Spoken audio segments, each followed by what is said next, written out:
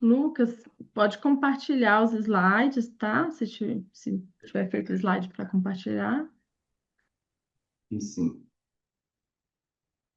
Me perdoe, eu achei que ia ter uma gravação, achei que Bom, ia consegue. Lucas, não está no modo apresentação, está simplesmente compartilhando a tua tela, tá? Ah, tem que colocar no modo Agora sim, apresentação. pode voltar lá para o início agora. Foi? Tá. Então tá, vamos iniciar. Eu inicialmente gostaria de saudar e cumprimentar o nosso mestrando, Lucas Barbosa Oliveira Ramos, né? Uma trajetória muito digna aqui no nosso programa de mestrado da Ambra. Tivemos algumas intercorrências, mas ele sempre foi muito resiliente, trabalhou bastante e hoje conseguimos chegar a esse momento, que é um momento sempre de muito prestígio, que é o da apresentação da sua dissertação, Os Contratos Inteligentes no âmbito da administração pública do Brasil, uma análise da adaptação dos contratos administrativos. Eu gostaria inicialmente também de cumprimentar o professor Diogo, agradecer muito a presença dele, certamente vai nos enriquecer aqui com seu conhecimento, com as suas ideias. Saudar o professor Alexandre Curvelo, que tem sido um incansável colaborador aí dos nossos trabalhos na Ambra, sempre muito disposto, muito dedicado. Muito obrigado, professor Curvelo. E saudar a Iris Saraiva Russovs, que hoje estamos na mesma sala, mas cada um no seu computador, e agradecer a ela mais uma vez o convite, né, que a fiz para que ela pudesse estar junto conosco, e ela sempre muito atenciosa também está aqui para nos ajudar. E cumprimento também a Leânia, sem a qual nós certamente não teríamos tanta facilidade para nos encontrarmos, né, virtualmente e poder estar vivendo esse momento. Bom, Lucas, já vou te passar a palavra, lembrando que tu tens até 30 minutos para fazer a tua apresentação, não precisa esgotar o tempo, tá? É um tempo limite de 30 minutos, e depois eu vou passar para os avaliadores para que eles possam fazer considerações acerca do teu trabalho. Então, estou te passando a palavra e estamos todos na tua escuta. Perfeito. Muito obrigado, meu caro professor orientador Luiz Paulo Germano. Foi realmente sempre muito solícito e muito atencioso para me ajudar a delimitar o tema e me deu sempre muito direcionamento. Eu não vou utilizar os 30 minutos, prefiro ser bem objetivo e sucinto na minha apresentação, mas eu gostaria de começar agradecendo a doutora Iris, o doutor Alexandre, pelas enormes contribuições que fizeram na minha qualificação, realmente. Eu precisei muito da ajuda do doutor Luiz Paulo, porque o doutor Alexandre e a doutora Iris abriram minha cabeça num leque incrível assim sobre esse tema, e eu tive que me segurar para delimitar no tema, senão eu ia acabar abraçando o mundo. Eu espero que meu trabalho esteja adequado e que vocês possam apreciá-lo da melhor maneira possível. Bom, iniciando aqui a minha apresentação, eu gostaria primeiro de falar sobre a introdução e o contexto e por que que eu escolhi esse tema também, né? Notoriamente, desde o século passado, com o advento da internet, existe uma evolução tecnológica muito grande na sociedade, de modo que não é mais possível viver sem, ou pelo menos imaginar, como seria o mundo hoje sem a tecnologia. E nesses avanços tecnológicos, muitos estudos foram feitos da área da tecnologia em si, principalmente em 1994, onde o nosso Nick Szabo, em 94 e 96, ele já descreveu sobre o Instituto dos Contratos Inteligentes. E eu peguei essa temática, muito também favorecida pelo Dr. Henrique, que me convidou para dar uma aula sobre essa temática, o professor aqui de Brasília, e falar sobre os impactos da blockchain no setor público, e onde tem uma problemática muito clara sobre a burocracia e a lentidão que existe nos contratos administrativos, e também situações muito relevantes atreladas às fraudes e às complicações atinentes às próprias pessoas relacionadas dentro do contrato administrativo. Então, uma das propostas de análise que eu imaginei para este tema é a utilização dos contratos inteligentes como um instrumento para dar mais eficiência, transparência e segurança jurídica nos contratos administrativos.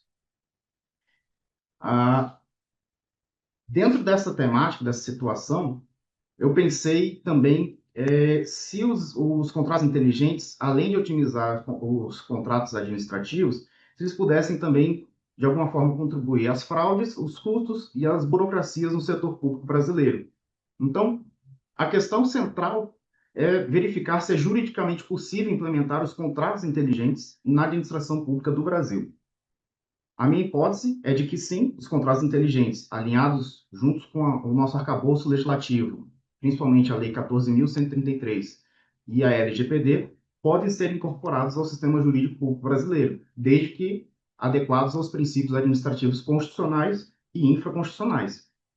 O objetivo geral do trabalho é analisar a viabilidade jurídica e técnica dessa aplicação, e os objetivos específicos é descrever a tecnologia blockchain, que é muito atrelada aos contratos administrativos e também por ser uma temática um pouco distante do mundo do direito. Então, eu faço essa primeira linha introdutória de aproximação do tema para o leitor.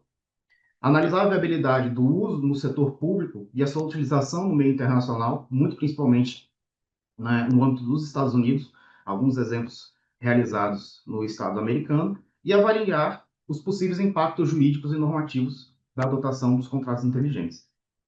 Então, uma das justificativas que eu entendo ser muito interessante a aplicação dos contratos inteligentes nos contratos administrativos é de que representa a transparência e uma imutabilidade, ou seja, valores fundamentais para a administração pública, quando se fala na confecção de contratos com terceiros, porque todos os princípios da administração pública do Brasil, principalmente os constitucionais, que é legalidade, impessoalidade, moralidade, publicidade e eficiência, eles necessitam de transparência e o cumprimento daquilo que foi pactuado. Então, os contratos inteligentes são muito positivos, muito robustos nesses aspectos. O alinhamento, a transformação digital do Estado e a nova lei de licitações e contratos, porque à medida que a sociedade se evolui tecnologicamente, novos instrumentos precisam ser criados, assim como as leis, os instrumentos contratuais, eles também precisam ser modernizados. Então, nós já tivemos uma atualização em 2021 da Lei dos Contratos de Licitações Administrativas e também temos aqui, mais ao final que eu passo, temos projetos de lei já atentos a esse novo tipo contratual, que eu não falo nem que é um tipo contratual, mas uma forma de linguagem contratual, que são os contratos inteligentes, que é o PL 954 de 2022 e o PL 04 de 2025. Então, isso possui uma relevância social muito grande, pois fortalece a confiança pública e cria obstáculos para corrupção ou operações fraudulentas dentro da administração pública, uma vez que este instrumento, este contrato inteligente, ele enrijece a transparência, a imutabilidade e a confiança nas pactuações realizadas. Então, aqui eu utilizei uma metodologia histórica para trazer o levantamento do que foi a tecnologia blockchain, como foi que ela surgiu, os contratos inteligentes. Fiz uma análise comparativa, estatística e dedutiva. Utilizei uma abordagem também jurídico-tecnológica comparada muito entre Brasil e Estados Unidos, principalmente, e utilizando sempre fontes bibliográficas, legislativas, como os PLs que eu mencionei, e principalmente os relatórios do Tribunal de Contas da União, sobretudo esse 031, 044 de 2019, onde foi uma pesquisa realmente muito densa realizada pelo TCU sobre a viabilidade da incorporação da blockchain no setor público. Então, aqui eu trouxe alguns tópicos da relevância temática, né, que é a blockchain, transparência, imutabilidade e auditabilidade, automação de serviços, contratos administrativos inteligentes. Bom, então, finalmente introduzindo aqui o tema, eu trouxe primeiro o que é o conceito da blockchain em si, que a sua origem ela vem no livro Razão, um livro Razão Distribuído, que é uma terminologia contábil, que o livro Razão é um livro de histórico de transações, né, onde, por ele ser distribuído, todos os integrantes daquela rede podem fazer a auditabilidade dos sistemas por meio de estruturas em blocos, estruturas em hashes, que são algoritmos, e a árvore de Merkle. Essa árvore de Merkle, para trazer também um entendimento mais claro, ele é um conceito da informática, onde ele explica que existe um tronco central, auditável, e todas as suas ramificações, todos os seus galhos, digamos assim, eles são somente possíveis de serem realizados se houver conectibilidade, auditabilidade com a raiz central. Então, essa é uma explicação muito sucinta, muito básica na árvore de Merkle, mas que eu desenvolvi mais a fundo dentro do meu trabalho. Da blockchain existem os tipos pública, privada, permissionada e não permissionada, que daí muda para cada tipo de fim, e principalmente as suas características de registro imutável, transparente, uma ausência de uma autoridade central gestora, todos são autoridades dentro de uma blockchain, onde podem fazer a auditabilidade das ramificações, e principalmente uma segurança criptográfica. Aqui eu tomei a liberdade de fazer esse esboço para explicar um pouco mais também, deixar um pouco mais claro do que seria, onde que estaria inserido os contratos inteligentes dentro dessa tecnologia de dados.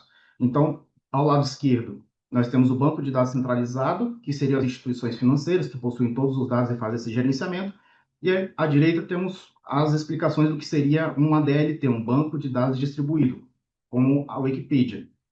É um grande banco onde qualquer um pode fazer alteração. E não tem como fazer essa auditabilidade. Adentrando mais ainda para uma DLT específica, já com a segurança e a auditabilidade, temos a Holochain, e mais adentro ainda temos a Blockchain, que já possui uma segurança criptográfica.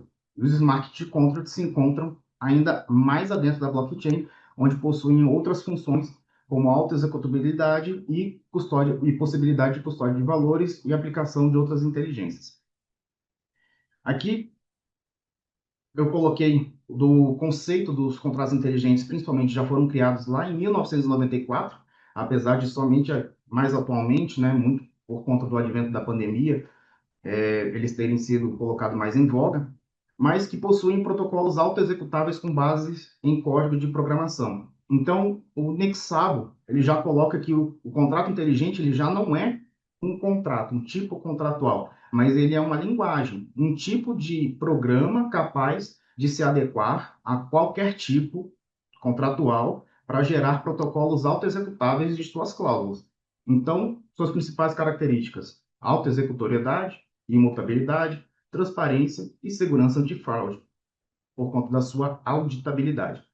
E as principais diferenças de um contrato eletrônico e um contrato inteligente, onde até coloquei no meu trabalho na página 24, se não me engano, que o contrato eletrônico ele é basicamente de adesão, na sua grande maioria, e que ele não possui a segurança criptográfica. Você meramente faz um contrato no modo digital e exerce no máximo ali uma assinatura ou uma certificação eletrônica, mas que ele não se auto-executa, ele necessita de um terceiro. Já o contrato inteligente, ele oferece a segurança criptográfica, é auto-executável, pode fazer custódia de valores e ainda também se possibilita ser programado de diversas formas diferentes, sendo inclusive possível aplicá-lo em qualquer outro tipo contratual, não especificamente só no tipo de adesão, mas todos os outros tipos também é possível dar inteligência a esses contratos.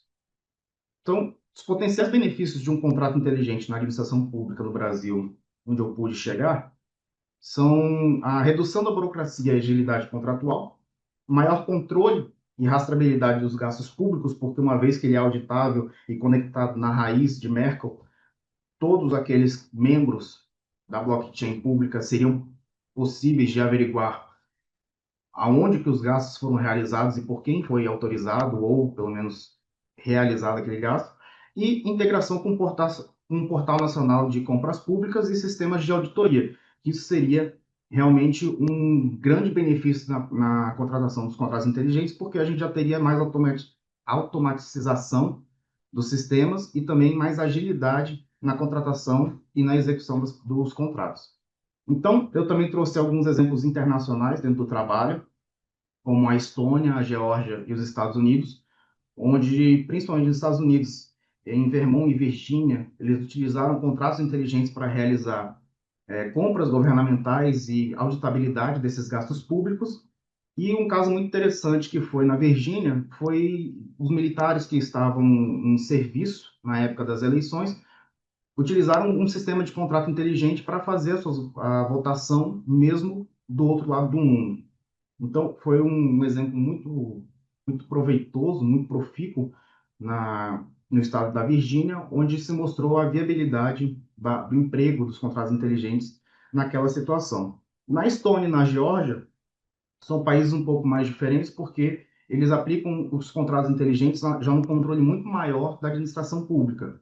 Então, não adentrando muito no tema, mas na Estônia temos a saúde, educação e sistemas de votação muito atrelados com contratos inteligentes e algoritmização dos sistemas. E na Geórgia temos o registro de propriedades, onde existe uma raiz central que mostra toda a propriedade passada de um vendedor para um comprador, e que isso dá uma fé muito maior, uma confiança muito maior numa situação de compra de uma nova propriedade, porque você pode auditar aquela blockchain facilmente. Prosseguindo aqui, isso. Prosseguindo, eu coloquei aqui os principais desafios técnicos e jurídicos, inclusive alguns encontrados pelo TCU e outro que eu vislumbrei um pouco nos meus estudos, que principalmente para a blockchain ou para os contratos inteligentes serem aplicados à administração pública, eles precisam se adequar aos princípios da legalidade, principalmente. Então, precisamos de uma adequação normativa aqui no Brasil, principalmente agora que tem esse estímulo provocado pela Lei 14.133, de você modernizar as licitações e as contratações públicas, mas também com observância para a LGPD, dos cuidados com a proteção de dados. Não existe ainda uma regulamentação específica no Brasil, mas já existe a discussão dos PLs 954 e o PL 04, que reconhecem os contratos autoexecutáveis e também buscam reconhecer os tokens, as blockchains e outros registros eletrônicos dentro do ordenamento jurídico brasileiro. Um outro desafio seria a capacitação técnica de servidores públicos, pois no relatório do TCU eles descobriram que não existe uma integração dos sistemas e que não existe também um treinamento específico para a utilização e formatação da tecnologia blockchain, então isso dificultaria muito o emprego dos contratos inteligentes no sistema público como um todo, e até num nível menor. Além de que também precisaria de uma regulamentação específica sobre segurança cibernética dentro dessas situações, ainda mais hoje que a gente consegue verificar até mesmo em tribunais como o STJ e STF sofrendo ataques hackers. Então, dentro de uma blockchain, isso seria um tanto quanto muito perigoso e bastante considerável para estabelecer regulamentações e até novos tipos penais a respeito disso. E oráculos externos, que são partes do mecanismo de consenso, onde às vezes necessita. Vamos colocar aqui um exemplo do Detran, de verificar aquela regularidade daquele veículo de placa clonada. Eu preciso de um agente público, que seria um oráculo externo, devidamente regulamentado, autorizado, datado com fé pública, ou então um tabelião, para ele colocar as informações dentro da blockchain e gerar todos aqueles processos auditáveis.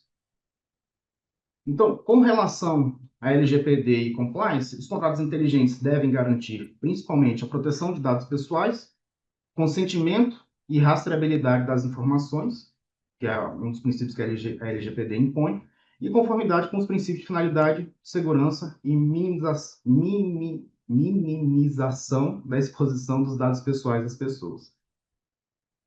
Já caminhando um pouco mais para o fim, aqui eu falei de um ponto muito interessante que o professor Alexandre Curvelo trouxe para mim, e eu tive muita dificuldade de fechar o tema, porque eu queria abraçar esse mundo, aí o trabalho ia ficar muito grande, sobre os contratos inteligentes e combate à corrupção. É muito interessante que quando a gente fala em corrupção, às vezes pensamos que seja uma prática de suborno ou então uma coisa mais velada, mas que por meio dos contratos administrativos, isso ocorre de diferentes formas e até de maneiras inimagináveis, que só depois do TCU, lá na frente, muito depois, ou então qualquer outro tribunal de contas dos estados, conseguem enxergar e aí passa por todo aquele processo, mas o dano já foi feito.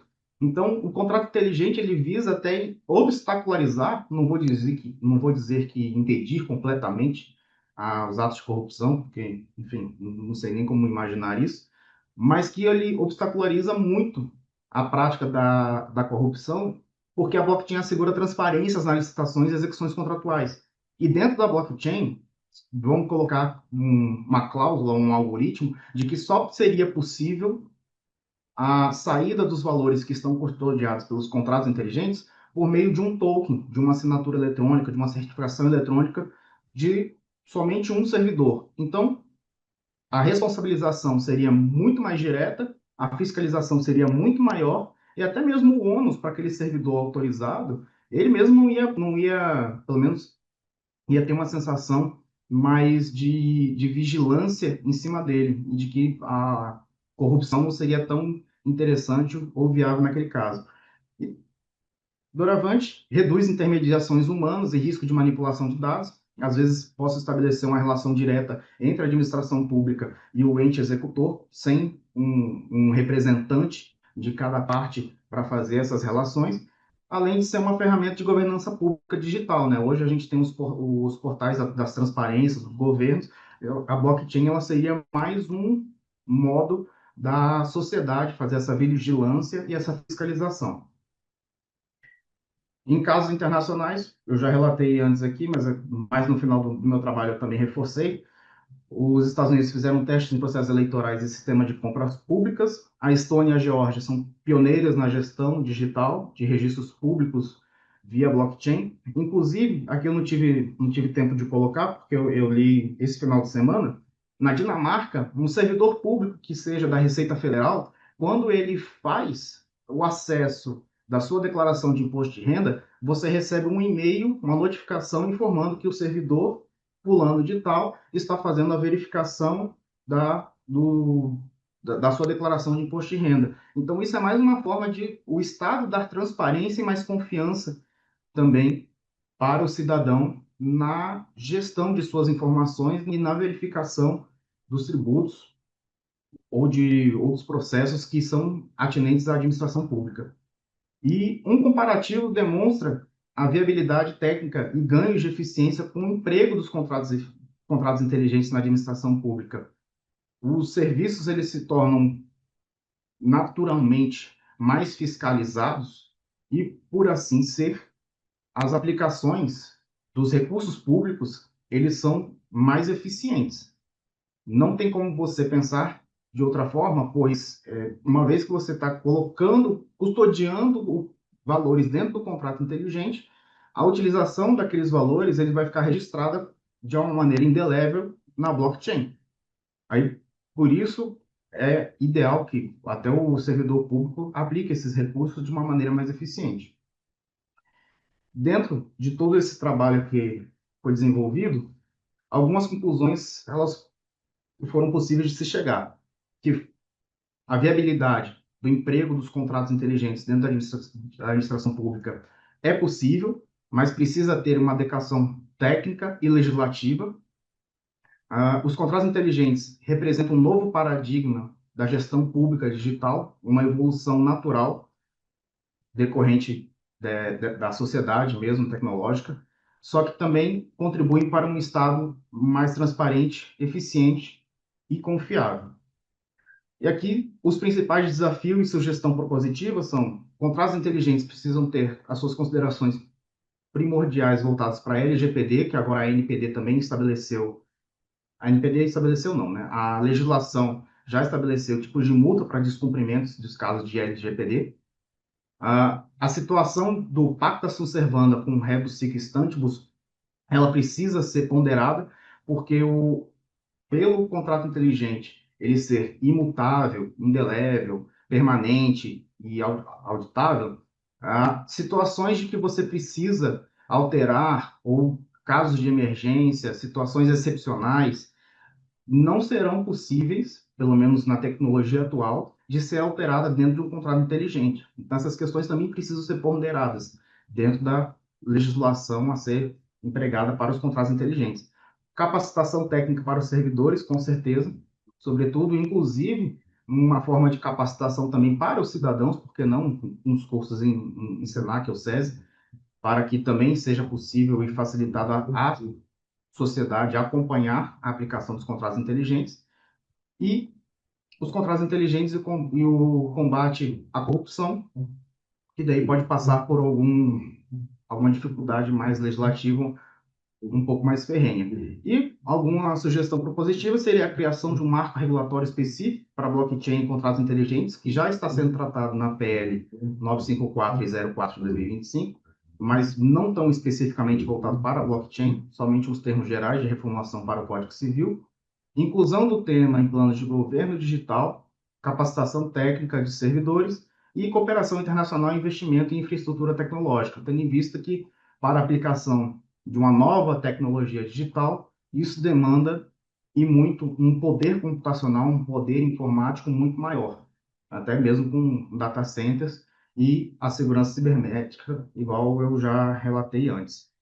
Bom, feito todas essas considerações, eu queria agradecer muito a Deus, a minha esposa, meus pais, meus familiares, o professor doutor Luiz Paulo Germano, os professores da banca, que me ajudaram em toda essa caminhada, e especialmente os professores Daniel, professor Henrique, professor Luciel e todos os demais companheiros aqui do escritório que me apoiaram nessa trajetória.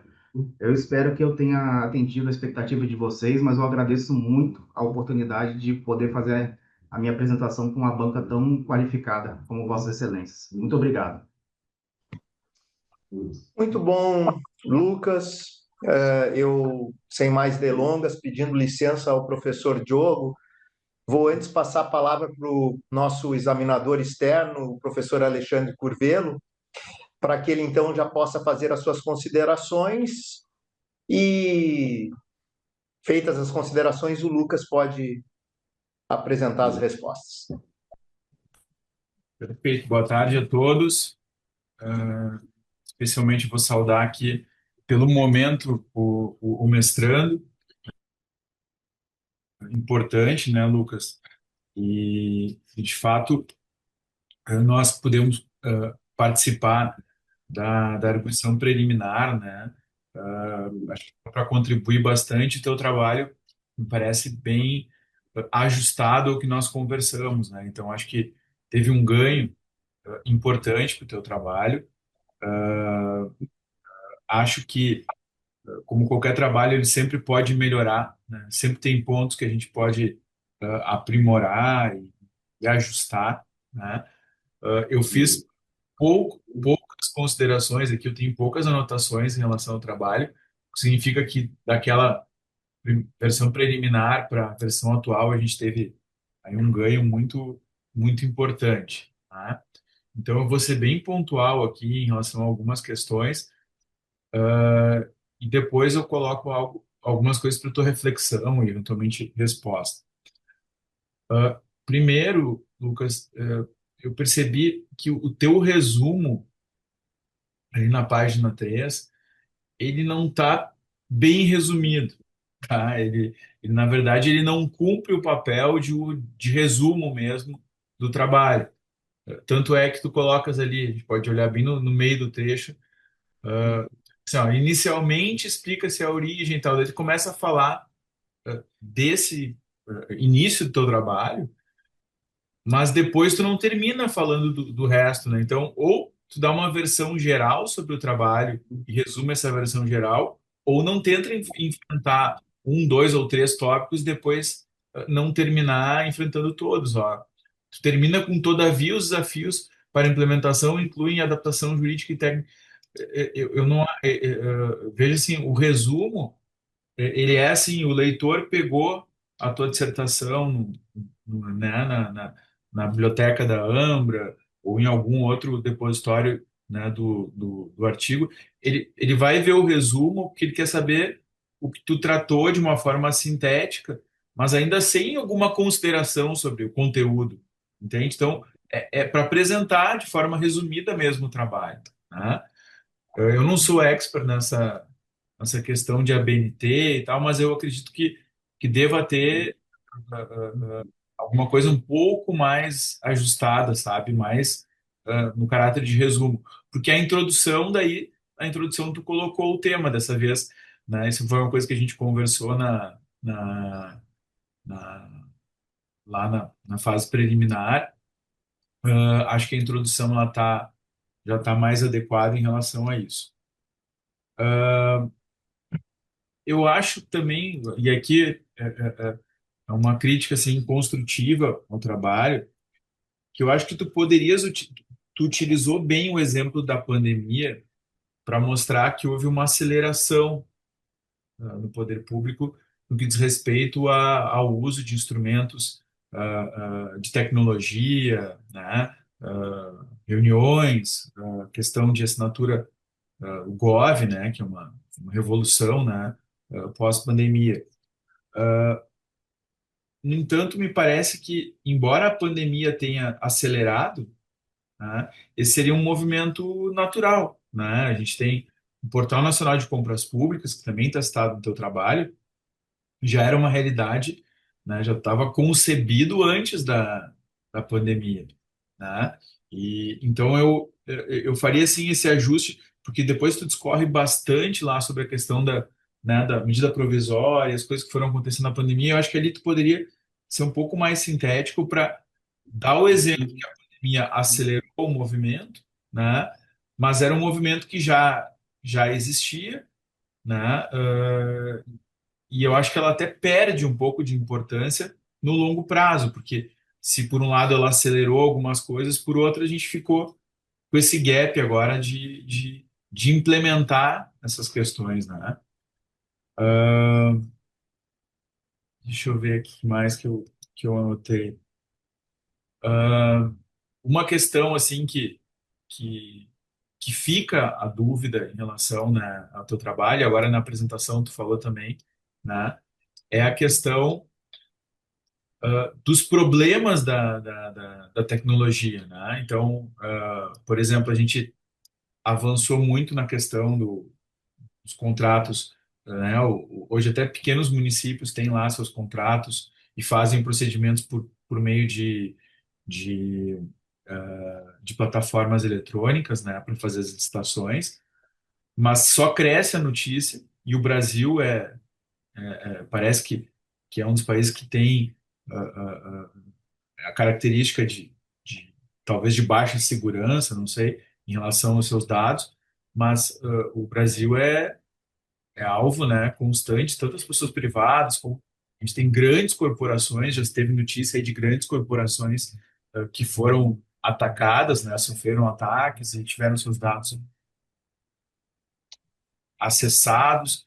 Já houve casos em que o judiciário, né, teve até decisão alterada, né, por ataque hacker.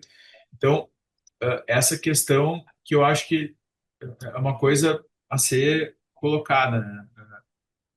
Os contratos inteligentes do poder público, aí a necessidade de aumento de segurança, mas especialmente a questão de quando ocorre algum tipo de bug ou de ataque e a responsabilidade civil aí decorrente, né?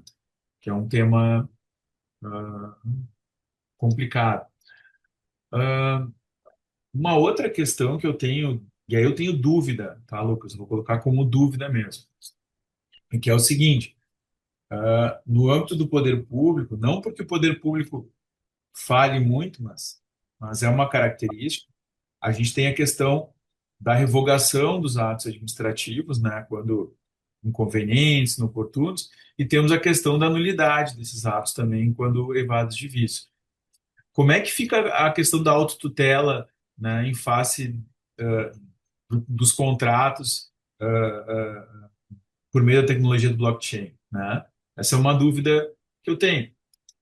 Uma resposta possível seria a mesma do que acontece no contrato privado, que vai submeter a uma decisão judicial, que vai encontrar uma nulidade. Mas a minha dúvida é como é que se restabelece aquela cadeia, né, inquebrantável e protegida depois de uma decisão de nulidade, né? Essa realmente é uma dúvida que eu tenho. Tá? Uma questão final daí, Lucas, assim, eu vejo que tu falas lá do PL e aí tem uma questão assim que é jurídica mesmo, tá? Que é a seguinte: tu fala da questão dos contratos atípicos, tu fala da recepção do direito administrativo dos contratos de direito privado, né? Você tem um dispositivo lá na própria lei de licitações, nos dois modelos, no antigo e no atual, tem essa recepção do Instituto de Direito Privado e do contrato privado no setor público, e tu fala nos contratos atípicos, né? A questão, me parece que ela é um pouco diferente, assim. O fato do poder público aceitar ou ter um contrato atípico ou um contrato privado não briga com a ideia de um contrato administrativo eletrônico, né? Ou contrato administrativo eletrônico por meio do blockchain. Só não existe isso porque não tem lei prevendo, né? Mas dentro da ideia de legalidade, se fizer por exemplo, um ajuste na lei de licitações, a gente já teria um contrato administrativo, né? Tipicamente administrativo, nessa modalidade. E aí, eu diria assim que isso é relevante. Tu começas falando lá sobre a questão, né, de contratos de adesão. Os contratos administrativos, eles sempre são de adesão, né? O poder público, né, elabora as minutas contratuais junto aos editais e o particular vencedor do certame adere àquela conformação contratual, né? Então, no final, assim, do trabalho, eu acho que faltou talvez concatenar mais aquela ideia de que, em razão do princípio da legalidade, né, daria para estruturar essa modalidade de contrato e nós não teríamos contratos privados atípicos, simplesmente eu poderia criar a figura do contrato administrativo eletrônico, né, ajustado aqui a questão do blockchain, tá? Basicamente é isso. De resto, o trabalho, como eu disse, cresceu bastante, né? Ainda dava para fazer mais uma revisão, né? Sempre dá mais uma revisão ortográfica, suprimir algumas questões que passaram, erro de digitação e assim por diante. Mas de resto, acho que cresceu bastante o trabalho, tá? E vou encerrar aqui minha participação. Muito bom. Queres fazer algum comentário, Lucas, em relação às ponderações do professor Curvelo?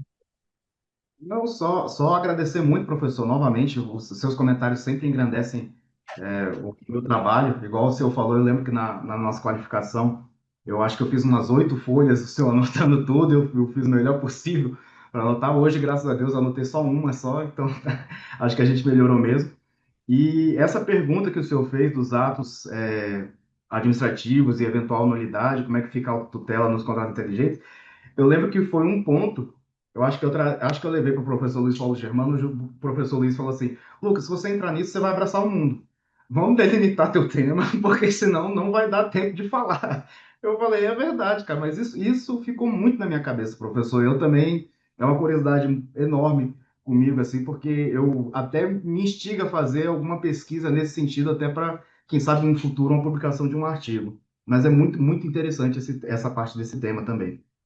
E já no final aqui, concatenar, em razão do princípio da legalidade, o contrato administrativo típico mesmo, eletrônico, é muito interessante mesmo, professor Salvezão, porque na hora eu acho que eu pensei mais como civilista dos tipos contratuais, sendo que contratos administrativos são realmente todos de adesão, né? Então, acho muito válido essas ponderações, agradeço muito as considerações feitas, e com certeza eu vou revisar e aprimorar esse trabalho, seja nessa oportunidade ou um artigo aditivo depois. Muito, muito obrigado, professor. Perfeito. Bom, eu vou passar agora a palavra para o professor Diogo. De novo, renovo a minha saudação ao professor Diogo, meu agradecimento por estar compondo a banca. Por favor, professor. Prezados, boa tarde a todos. Espero que todos se encontrem bem. Inicialmente cumprimentando o mestrando Lucas Barbosa pela brilhante apresentação e também pelo excelente trabalho que foi encaminhado já com antecedência, a parte escrita que chegou até as minhas mãos. Então agradeço inicialmente pela sua apresentação e também pelo convite que ora me foi realizado. Também cumprimento o professor Luiz Paulo Germano, orientador do trabalho em questão, do discente que acabou de apresentar. Professor, parabéns pela qualidade de sua orientação, o que mostra muito como consequência do produto final que ora foi estabelecido, tá? Deixo aqui meu carinho e meu agradecimento pelas palavras também. Aproveito para cumprimentar também o doutor Alexandre Curvelo, a doutora Iris Saraiva, que são também componentes aqui da banca, aos quais já saúdo e deixo aqui meu carinho e agradecimento. Por fim, deixo meu agradecimento à Leânia, que sem ela realmente nada disso é possível, né? Nosso anjo da guarda. Então, Leânia, deixo aqui meu carinho de sempre e meu agradecimento também. Passando às considerações, Lucas, inicialmente eu fiz a avaliação do seu trabalho, de forma a observar três métricas e que ia já deixar até para evitar quaisquer tipos de ansiedade ou quaisquer tipos de manifestação inadequada, é que nas três métricas você apresentou de forma contento, com muita qualidade. A primeira foi o trabalho escrito, que chegou até a minha mão, eu fiz a leitura, né? Parabéns pela forma que você e seu orientador estabeleceram os caminhos para o desenvolvimento do tema. A minha pequena contribuição, e é apenas uma sugestão, é com relação à parte da introdução. Vocês realizaram na introdução uma separação dos itens, que foi muito bem realizado, justificativa, as hipóteses, tudo bem organizado dentro da introdução de forma até estratificada, coisa que quase não pegamos hoje em dia nos trabalhos, né? Isso facilita demais a quem está lendo. Talvez a única ponderação que eu fizesse com relação a isso é dar um destaque um pouco maior a problemática, que você até apresenta essa problemática na primeira parte da introdução, mas talvez trazer com destaque em separado também a problemática, como você fez com as hipóteses, com a justificativa, né? Trazendo ela em destaque, em formato de pergunta, pois talvez até a observação que tão bem fez o professor agora há pouco, né? Com relação à resposta do seu trabalho na conclusão, né? Quando a gente chega na conclusão, o que que é a conclusão em suma? É a resposta da pergunta que se apresenta na problemática. Talvez esse ajuste da problemática em formato de pergunta, com um destaque, como você fez para os outros setores na introdução, isso talvez traria, né, o ponto que eu acho que seria o único ajuste em parte material que eu faria, mas novamente, quem vai ter essa decisiva final será o seu orientador e você, pois o que nós fazemos aqui são sugestões, né, já que é uma ocasião de congraçamento por essa etapa da carreira que você está alcançando. Então, na parte material, seria essa indicativa da problemática. As outras orientações, as outras sugestões que eu coloquei aqui, o professor já fez antes de mim, então seria apenas uma redundância. Eu concordo muito com as pontuações realizadas pelo professor que me antecedeu, então algumas delas são repetitivas, então eu passo por essa questão. Com relação à questão de formatação, e aí eu compartilho até com os colegas, né? O manual da APA, às vezes, ele dá uma dubiedade em relação a algumas regras de formatação. Então, estou até com um aluno meu agora, com um orientando meu, nessa parte final da dissertação 2 para fazer a justificativa do manual da APA. E talvez algumas questões de espaçamento e a numeração das páginas que pudesse ser analisado em posterior em relação ao manual da APA, né? Porque também foi algo que penamos bastante na orientação que tivemos lá e fizemos ali na última orientação, foi até quinta-feira passada, a quebra de página, para não aparecer as numerações nas páginas pré-textuais e depois começar a aparecer a numeração nas páginas indicadas ali pelo manual. Na BNT, a gente tem até aquela questão de desprezar a numeração da primeira página, começar a contar a partir da segunda, mas o número só aparece na segunda folha da introdução e não na primeira. Na APA é um pouquinho diferente, mas talvez a questão da numeração das páginas, se pudesse rever junto ao manual. Eu acho que isso é muito, muito pequeno para você ver a qualidade do seu trabalho. São pontuações muito pequenas, mas que são trazidas de forma muito respeitosa para trazer uma qualidade ainda maior para o seu trabalho, para premiar ainda mais o que o professor Luiz Paulo e que vocês fizeram em tão belo trabalho a quatro mãos, tá? Em relação à parte de formatação, se encontra esse aspecto. A última dimensão, para não me estender demais, é com relação à sua apresentação. Lucas, parabéns. Em relação à apresentação, eu não tenho qualquer contribuição a fazer, visto que a sua apresentação foi uma apresentação extremamente segura, de um assunto que é um assunto muito específico, né? Eu, como professor ali, de contato com a área, você foi muito técnico em relação à parte da blockchain, em relação até à questão do seu trabalho, quando você vai, apresentar para o leitor, você tem um cuidado e um carinho, um respeito por quem está lendo o seu trabalho, como se pegasse na mão dessa pessoa e trouxesse desde o início ali, né? Olha, eu vou te contar essa história, mas eu vou deixar tudo mastigado, tudo estratificado, e você o fez tão bem na parte escrita e na apresentação. Eu tenho aqui a parte que eu acho que você traz um brilho todo especial para essa sua trajetória. Então, Lucas, essas são as minhas pequenas contribuições. Mais uma vez, parabéns pelo trabalho que foi realizado junto com o seu orientador. Parabéns pelo domínio da matéria, que você continue no seu estudo e vá para o doutorado logo em seguida. E devolvo a palavra para o professor Luiz Paulo, já agradecendo mais uma vez pelo carinho, pela educação nas palavras e também pelo convite.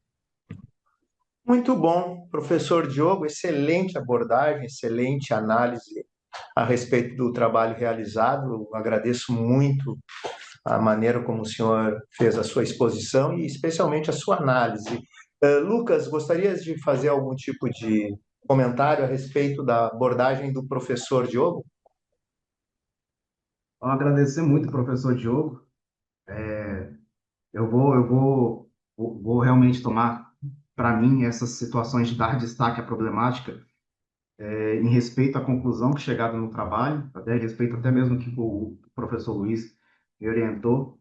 Essas questões de formatação, realmente eu vou passar por uma reanálise antes da finalização, mas, sobretudo, professor Diogo, eu queria muito te agradecer, que esse trabalho ele foi feito realmente com muito carinho mesmo. Eu tive uma enorme dificuldade, uma pessoa do direito, né, adentrar nesses temas tecnológicos. Então, eu gosto de pensar que uma das minhas missões é trazer facilidade e leveza para as pessoas. Então, se eu puder encurtar o conhecimento, a comunicação, a tecnologia, eu tenho para mim que eu vou ser bem sucedido. Então, quando você faz esse comentário, o senhor me emocionou verdadeiramente. Muito obrigado por você conseguir sentir isso, que foi feito realmente com muito carinho. Obrigado. Ótimo. Agora vamos passar para a última, professora Iris Saraiva Russovski. Aí tu pausa.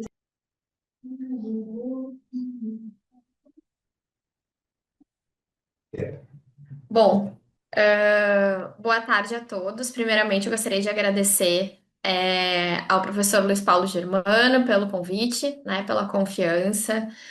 Gostaria de cumprimentar também os professores, o professor Dr. Alexandre Curvelo, né, já meu parceiro das inúmeras bancas aí com o professor Luiz Paulo, professor Dr. Diogo Muniz, né, é um prazer aí. Acredito que seja a nossa segunda banca em conjunto. Acho que nós fizemos uma banca há um tempo atrás, juntos, então é um prazer reencontrá-lo.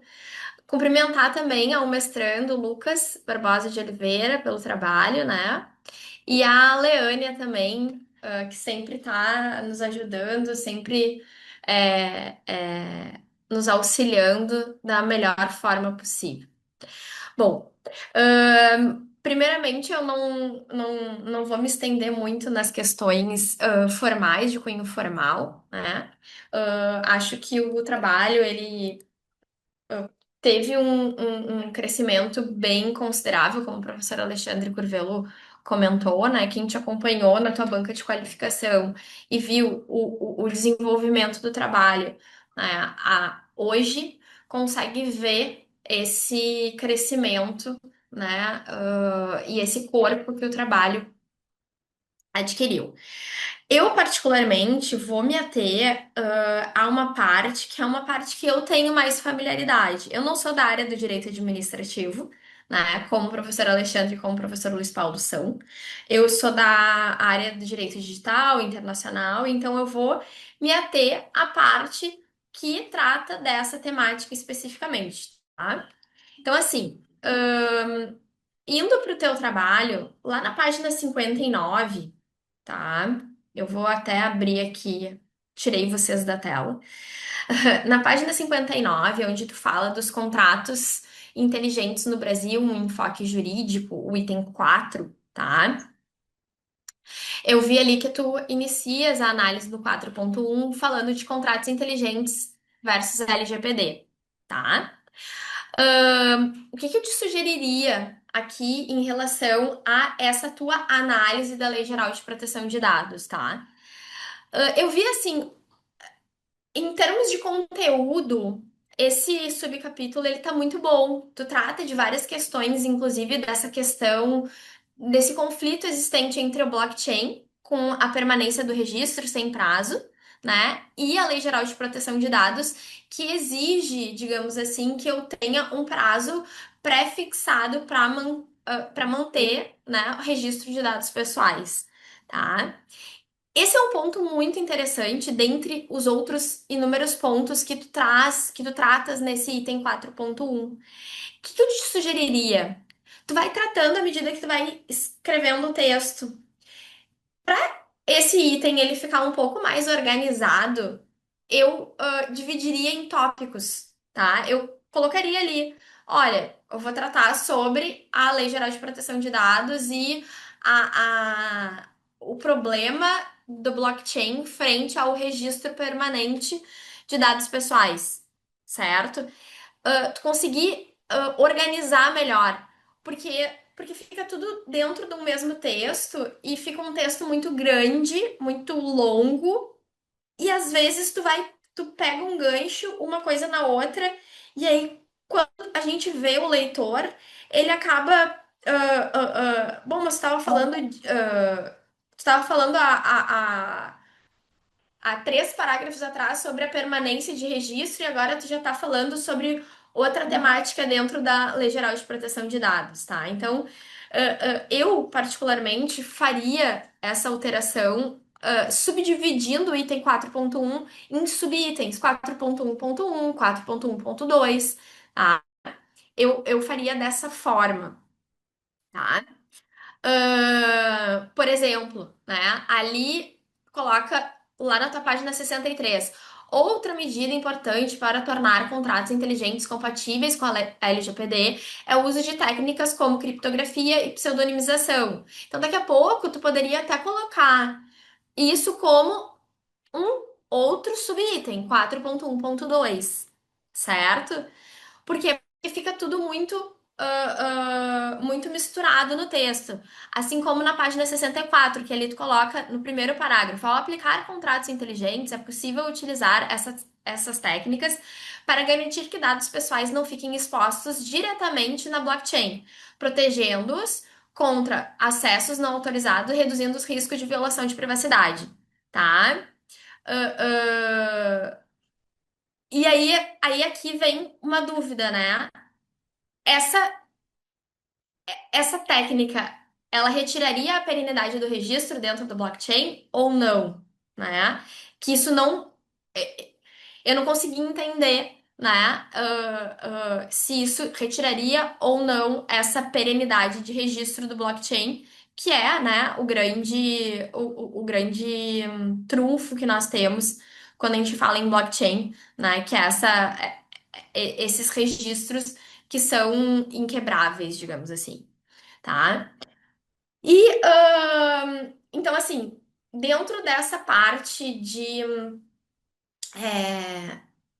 é, tecnologia, de direito digital, eu acho que esse item ele precisa ser um pouco melhor explorado e um pouquinho mais organizado, tá? Além disso, é algo que eu acho que eu falei na tua banca de qualificação e que a gente precisa ter um cuidado muito grande, que são quanto às referências bibliográficas. Tá? Dentro, de vários capítulos do teu trabalho, eu vejo assim que faltam referências bibliográficas.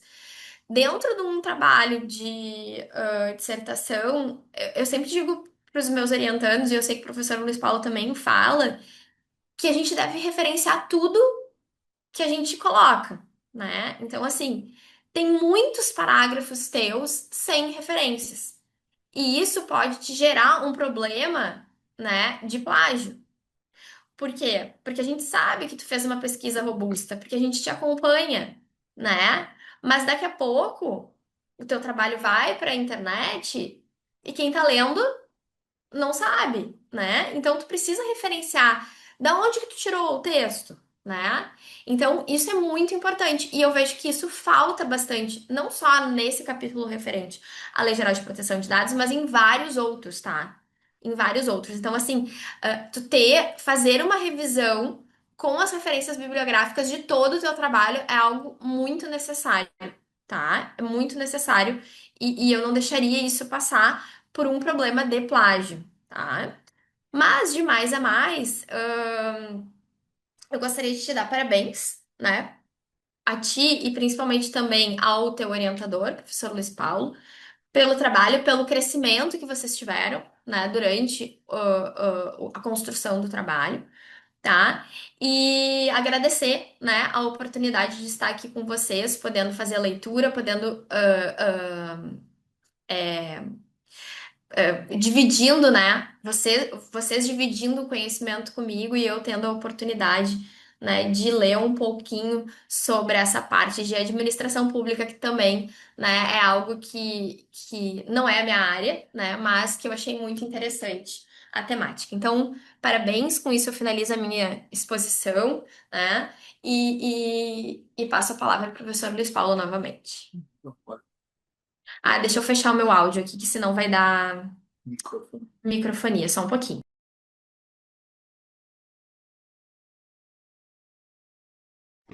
Muito bom. Obrigado, professora Iris. Hoje eu posso olhar para o lado, não preciso ficar olhando para a câmera aqui para cumprimentar e agradecer a professora Iris, né? Ficamos juntos na mesma sala. Lucas, gostarias de fazer algum comentário sobre as observações da professora Iris? Seria bom se tu abrisse o microfone, aí ela com certeza te ouviria. O problema técnico aqui, mas agora resolvi. Agradecer muito, primeiramente, professora Iris. Suas contribuições são sempre muito interessantes. Eu realmente eu fiz aquela revisão de alguns pontos que estavam faltando verdadeiramente os autores, né, nas minhas referências, mas eu vou fazer, claro, uma nova revisão, igual o professor Alexandre assentou, o professor Diego. Revisar nunca é demais, sempre muito importante, ainda mais para um trabalho desse que é um filho, né? A gente luta para fazer um trabalho desse e no final a gente não pode deixar nenhuma mácula. Mas agradeço muito essa contribuição verdadeira aqui de dividir em tópicos esses contratos versus LGPD que eu anotei aqui, eu fiz uma impressão. Verdadeiramente, igual você tinha falado na qualificação, né? Quando a gente lê, na nossa cabeça está tranquilo, porque a gente sabe o que foi que a gente escreveu, então passa livre. Mas aí para o leitor fica engessado verdadeiramente. Então acho muito interessante, eu vou aproveitar sim essa sua ponderação de subdividir em tópicos e esse ponto aqui, de ajeitar o 4.1, 4.1.1, ponto 2 e Desculpa te interromper. Só um pouquinho. claro, Desculpa te interromper. Eu acho que seria até. Deixa o professor Luiz Paulo. Eu acho que seria até bastante interessante, tá? Se fica a sugestão, de até tu destacar isso do teu trabalho, e tornar um artigo independente, tá? Porque eu acho que é uma temática, assim, que dentro, claro, dos contratos inteligentes, no âmbito da administração pública, enfim, do teu macro tema, mas eu acho que fazer a análise da blockchain com a Lei Geral de Proteção de Dados, trazendo esse enfoque da perenidade do registro e tal, é algo que tu tem muito a escrever e que tu pode gerar um artigo independente que até o professor Luiz Paulo pode te ajudar, ou vocês podem escrever em conjunto, porque é uma temática que ele domina muito, tá? Então fica a minha sugestão aí de fazer um artigo autônomo, né? Tu pega essa parte que tu escreveu e transforma aí num artigo focado na Lei Geral de Proteção de Dados versus blockchain. perfeito, professora. Isso aqui não é uma sugestão, não. Isso aqui é um presente que a senhora me deu, muito interessante. Agradeço demais. E com certeza, só vou respirar um pouquinho agora, depois desse mestrado, já começa a trabalhar de novo, novamente, né, professor Luiz Paulo? Se o senhor quiser, claro, não vou te forçar, não. Tá ótimo. Muito obrigado, viu, professora, pelas suas ponderações. Agradeço. Muito bom, vamos pegar então essa sugestão da professora Iris, né? E vamos arregaçar as mangas, porque a pesquisa não pode parar. Bom, pessoal, nós agora temos uma sala para deliberação, né? Vou pedir para que os membros integrantes da banca agora saiam desta sala e nós possamos ir para a sala de deliberação. O Lucas fica aqui na companhia agradável da Leânia, né? Eu vou deixar, inclusive, eu vou ficar com a professora Iris, eu vou ficar aqui mudo e cego, seria isso, né? Sem me verem e sem me ouvirem, tá? Então, vamos ali para outra sala, tá, pessoal?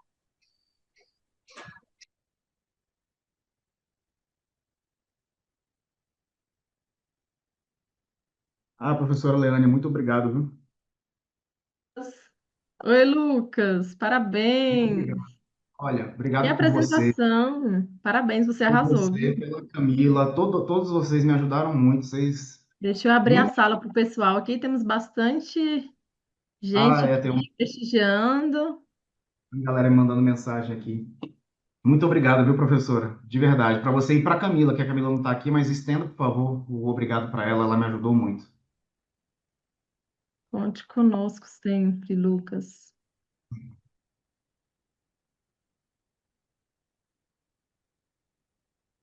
Quem quiser aparecer, dá um oizinho aí, fique à vontade, pessoal.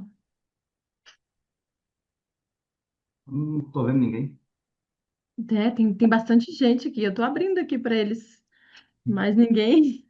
O pessoal tá tímido, Lucas. Tá Não, todo fica mundo tranquilo. A precisando. maioria aqui eu conheço. A maioria aqui é do escritório, tem meu primo aqui, tem minha esposa. Bom,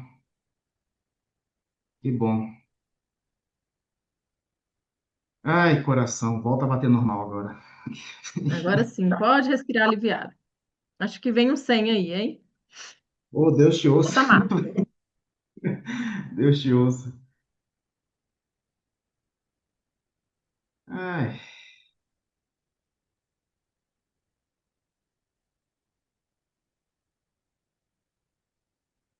Ai, estão escrevendo aqui no chat. Obrigado, doutor Lucas Pavetides.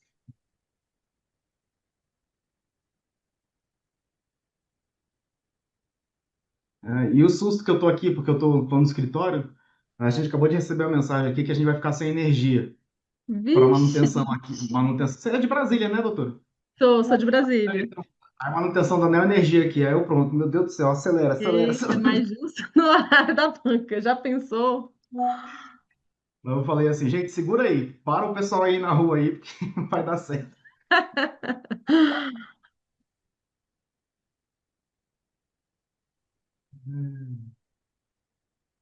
A gente sempre faz uma foto aqui no final da deliberação, quando os professores retornam. Então, quem quiser aparecer aí, é uma foto muito importante, né, Lucas? Um momento marcante assim, final de apresentação. Energia, eu vou botar aqui e vai dar certo. Já estou no notebook, se faltar qualquer coisa, tá na bateria. Deixa eu até aproveitar e trocar aqui rapidinho a internet para eu deixar no meu celular. Daí pelo menos a segurança é maior.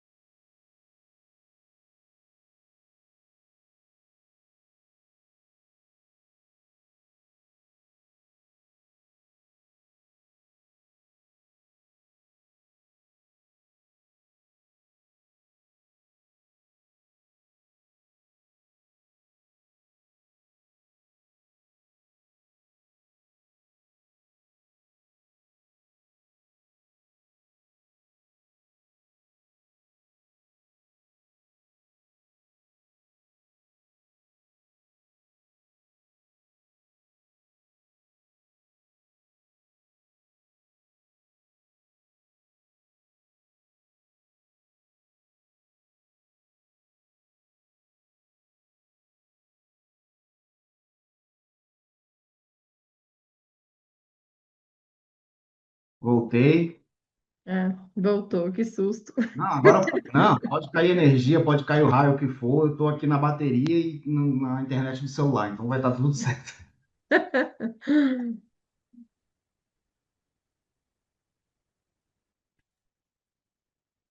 Ai,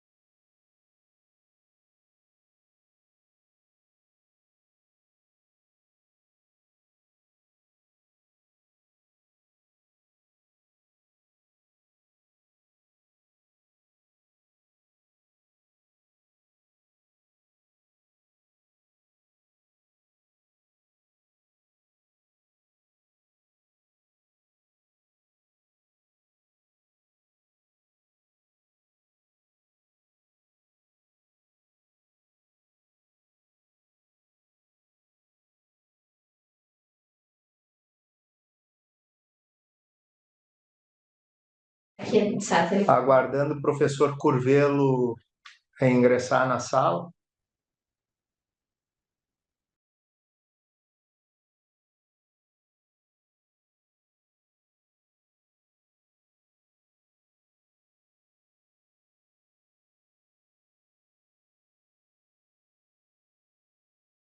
Professor, só para indicar que a ata está assinada, tá? Acabei de assinar todos os campos.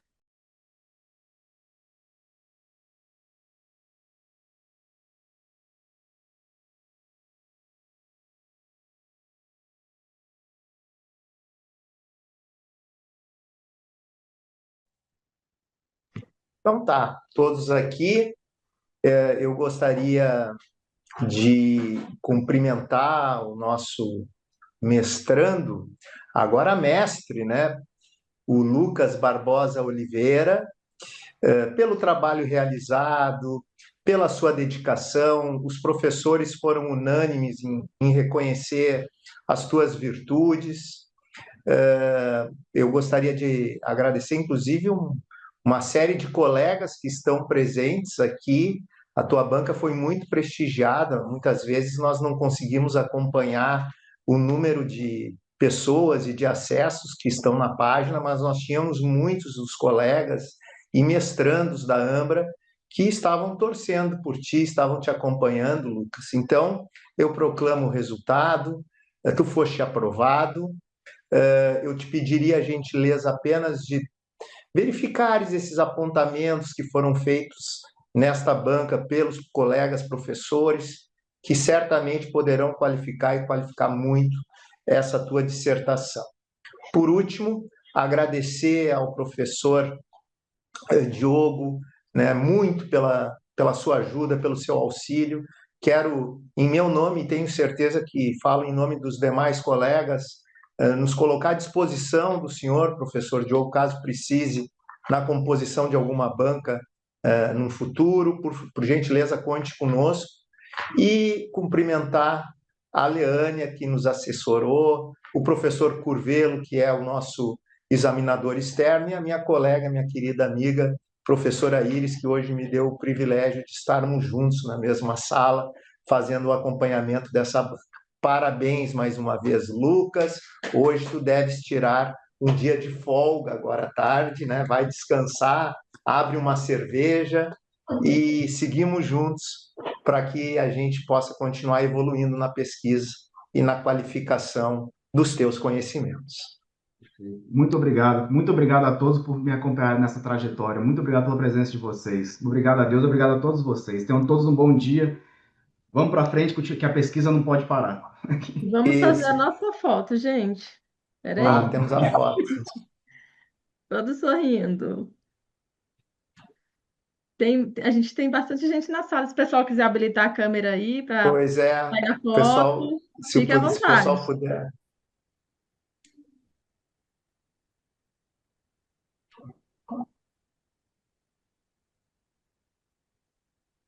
Deu, Leandro? O pessoal tá habilitando a câmera. Tá Peraí. habilitando a Vê se câmera? mais alguém. Por enquanto eu só vejo plantas aí, em ti aí, ó.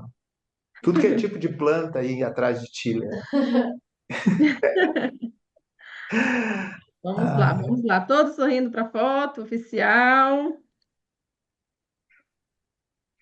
Pronto, professor. ótimo. Gente, muito obrigado mais uma vez. Uma boa tarde para todo mundo. Muito obrigado. Parabéns, Tchau, Lucas. tchau. Comemore Tchau. bastante, viu? Você merece. Pode deixar. Valeu. Obrigado. Tchau, Valeu, tchau. Tchau, Lucas. tchau. O uísque Obrigado, tá professor. pronto, primo, vem! Pronto. Grêmio, Grêmio. Que Grêmio, que... Parabéns, Lucas. Sucesso na tua trajetória. Boa tarde a todos. Boa tarde. Tchau, tchau.